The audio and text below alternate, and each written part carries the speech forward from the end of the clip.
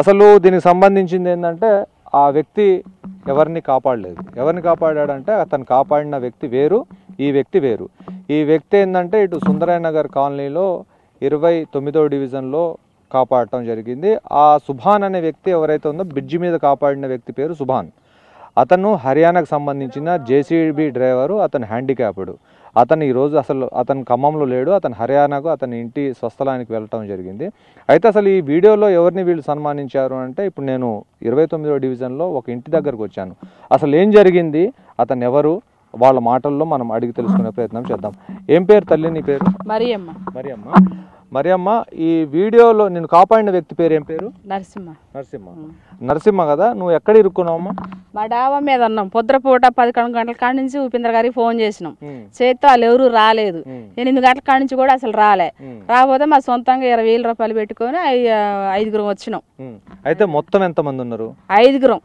అంటే మీరు ఇక్కడ ఫ్యామిలీ మొత్తం 5గురం. వరదలో చిక్కుకున్న మొత్తం మీ పక్కింటి వాళ్ళందరూ కలిపి వాళ్ళు 4, మేము 5గురం, వాళ్ళు 4, 9 మంది, 8 మంది ఉన్నాం. ఓకే. ఇతను ఇప్పుడు చిక్కుకున్న తర్వాత బయటికి తీసుకొచ్చి మీ దగ్గర ఎంత డబ్బు తీసుకున్నారు? 20,000 తీసుకుండండి. 20,000 ఇచ్చినాం. ఎంత దూరం నుంచి తీసుకొచ్చాడమ్మా మిమ్మల్ని? ఇది ఇటు నుంచి ఇటు తీసుకుపోయింది, ఇటు నుంచి ఆడికి ఇటు వచ్చినాం. అగో ఇల్లు మాది అది. మరి మా పానం ఆయుకంగా ఉందిగా, పానం మీదకి వస్తుంది. మరి మేము తట్టుకోలేక భయానికి ఆ డబ్బులు పెట్టి బయటికి వెళ్ళినాం. మరి అంటే డబ్బులు ఇవ్వటం సమస్య కాదు, డబ్బులు ఇవ్వటం సమస్య గురించి అనట్లేదు.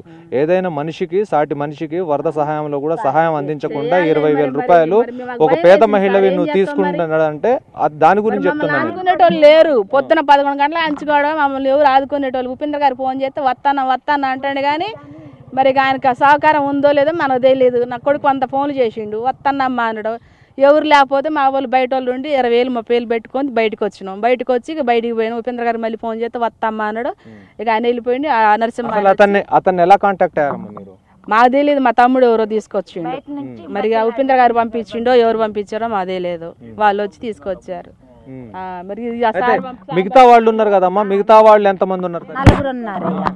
తల్లి 4 ఉన్నారు. ఒక బాబు, భర్త, భార్య అక్కడే ఉండిపోయారు. అప్పుడు 1 గంట అయింది. ఆ టైంలో ఎవరు రావట్లేదు. ఉపేంద్ర గారు ఫోన్ చేస్తున్నాం కానీ ఆయన పంపిస్తా డబ్బులు ఆయన ఎంత తీసుకుంటాడు? 30,000 తీసుకుండు. అదే నరసింహ తీసుకుపోయిండు తిమ్మరితోటి. అంతే అయ్యా. మరి ఎంతసేపు ఉన్నారా వరదలోని? పొద్దున 6 కానించి నైట్ 1 గంట దాకా ఉన్నారు వాళ్ళైతే. 1 గంట ఖచ్చితంగా 1 గంట.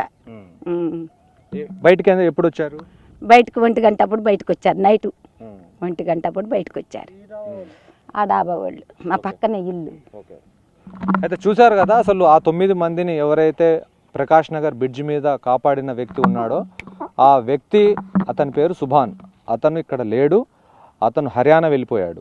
ఎక్కడైతే ఈ సుందరయ్య నగర్ కాలనీ ఉందో వీడియో ఏదైతే వైరల్ అవుతుందో అతను సుభాన్ కాదు, అతని పేరు నరసింహరావు. అతను బీఆర్ఎస్ పార్టీకి సంబంధించిన కార్యకర్త.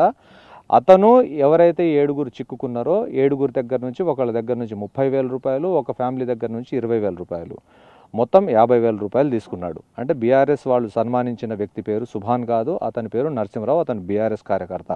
సోషల్ మీడియాలో ఏదైతే వైరల్ అవుతుందో ఆ వీడియోకి అక్కడున్న సుభాన్కి ఏమాత్రం సంబంధం లేదు. సుభాన్ అసలు ఖమ్మంలో లేడు, ఈ రాష్ట్రంలోనే లేడు, అతను హర్యానా వెళ్ళిపోవడం జరిగింది.